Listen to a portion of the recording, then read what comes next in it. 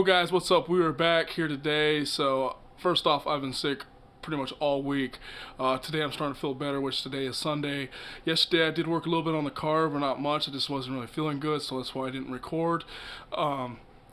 Just congested and stuff like that. It's been going around. But I took the headlights off. When I first got the car, I had condensation in the driver headlight. I had fixed that by doing silicone around the whole headlight to reseal it and make sure all the seals were good and stuff. Took care of the problem. I told myself I was going to do it to the passenger side. I never did. You guys know how it goes.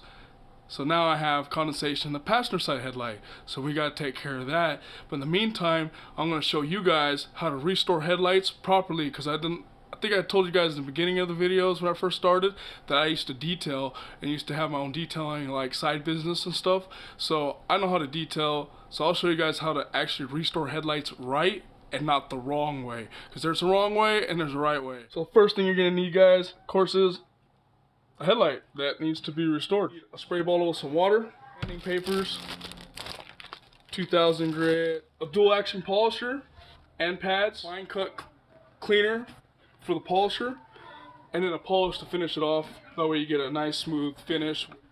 You are gonna need some clay bar, microfiber towel, and last but not least, some wax or sealant. So the first thing you guys want to do when doing this is get your clay bar. You can get these at this stuff like at Walmart, automotive places like AutoZone, O'Reilly's, anywhere pretty much. So it is just pretty much like a clay. You just want to kind of move it around until it becomes like kind of like flat and a disc about the size of your palm. Take the spray bottle, put the spray bottle more like on a misting, wet this, wet the whole entire front lens of the headlight. The more you use the better, guys, because you won't want to try to even add more scratches into it. And then you guys just gonna rub straight, pretty much like claying a car, you know, because you guys want to get the surface as smooth as possible. Take my fabric towel, wipe it.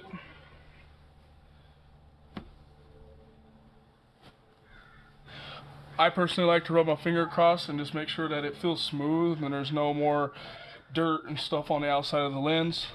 So the next process, guys, you're going to want to do is just do the sanding process on the headlight to remove all the oxidation on the outside, which is all the yellowing you see on the outside, which makes it look nasty and not clear. You just want to wet the headlight with your spray bottle.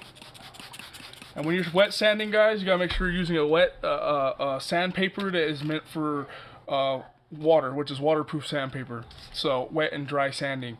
So then you want to wet the sandpaper and just a lot of lubrication, guys, a lot of water. You do not want to do this when it's dry. It's going to really scratch it up. So, and then you guys just start sanding it down.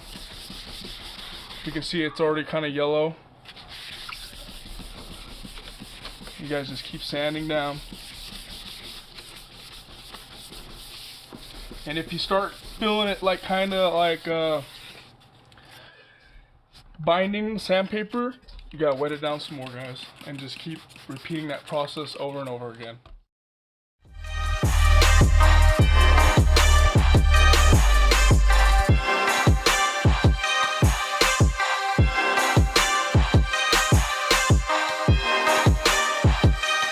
You'll know when you're done when it kind of has like a white haze look. You know you sanded enough, it's all white haze, it's all dry now.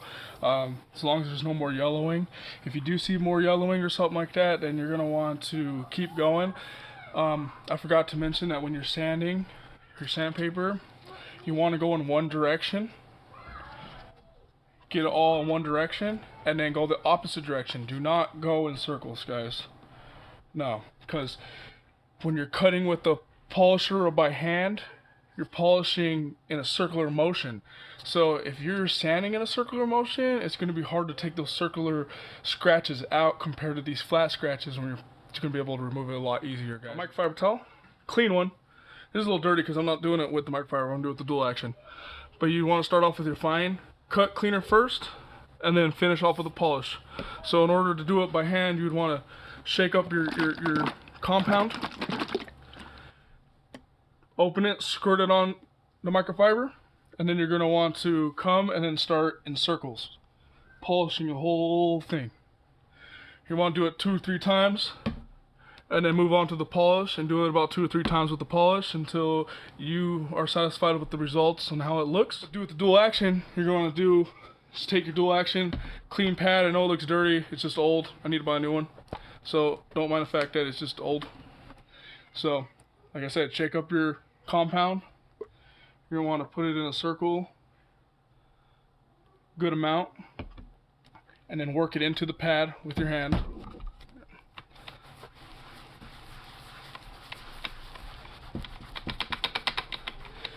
Pad's kind of moist already because I moistened it. A little bit more, guys. Work it inside the pad again. Just like that, guys. So, just want to put on there. Be aware that compound does kind of fling places. Just how it works. If you do a lot, then it's going to get everywhere, so just do a little bit. I turned it down to about 2,000 RPM. You don't want to go any higher than that. This is plastic, this ain't metal, so you want to go a little bit slower. Turn it on, guys. Start moving it back and forth.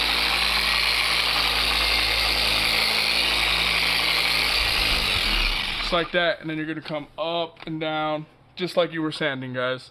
And do it a couple times. So let's time lapse this, show you guys how it looks.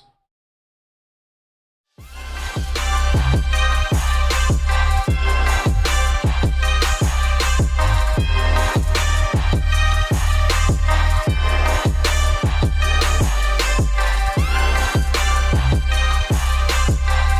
that we're done with the polishing, guys, you're gonna want to seal it. That's pretty much all it takes, guys. And then you just kind of apply straight lines, guys, not in circles. Straight back and forth, back and forth.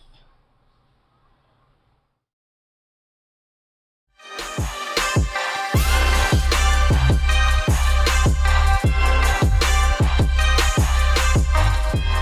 is what I did there, guys, yesterday.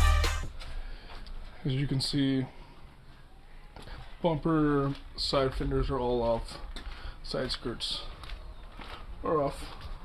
Other than that, so what I did is I kind of just cleaned up a few brackets, cleaned up in here, make sure there's nothing up in here that could get hit by the wheel that would rub or anything like that, and cleaned up some wiring and stuff. And since I don't have a windshield wiper windshield wiper motor and all that stuff no more, I kind of got rid of the brackets. So eventually got to grind those down, like all the interior, paint them so they don't rust. Same thing over there. So if you don't need it, just get rid of it, you know. So whole front, because we did the headlights, are off. These are the brackets that hold the bumper on. This, pretty much it. I kind of bent. There's a bracket back here. It was like the stop for the hood. And it was bent this way, so I bent it that way, and now I pretty much got my hood vertically, straight up and down. So we're at the track, it's a lot easier to work on a car. More area we can cover without hitting our head on the hood. So I had to do a little modification, and it kind of bothered me at first, and I thought about it, I'm like, I gotta do it. I had to cut my fender straight across right here. So usually the fender would come up like this and come over. I had to cut that triangle out. That way my hood can go up vertically. Because if not, this thing would come up and hit right here, and it wouldn't let the hood come up vertically. So I had to do that on both sides. Kind of sprayed it with some primer so that way it don't rust. I know it looks hack, but hey, I'll take a grinder to it one time when we paint the car. It's gonna have to, how it's gonna have to be in order for the hood to go up vertically. And I'd rather have the hood go up vertically than worry about this. So guys, another thing I did was my window neck mechanism and lock mechanism. Originally it was inside here. That's where I kept it, and I had many problems with the rain coming down, and then it would get all wet in there, and it would short out, and the window would come down, and sure enough the seats would be soaking wet, the whole interior would be wet, and yeah, that just wasn't good. So I just zip tied up here. That way I don't have to worry about it. Usually I was just always disconnecting the motor, but I thought about it and I'm like, you know what, I just need zip tied up here, it'll be better. so it ain't going nowhere. Same thing with the other side over there. I don't know if you guys can see it, but it's just like right over here. I am eventually going to remove the plastic dip off the wheels and then just spray paint them a matte white. I'm gonna do the whole thing except for the inside of them. I'm actually going to mask off about right here, guys. Mask that off, cover all this front end, and then I'm gonna hit clear coat on the inside.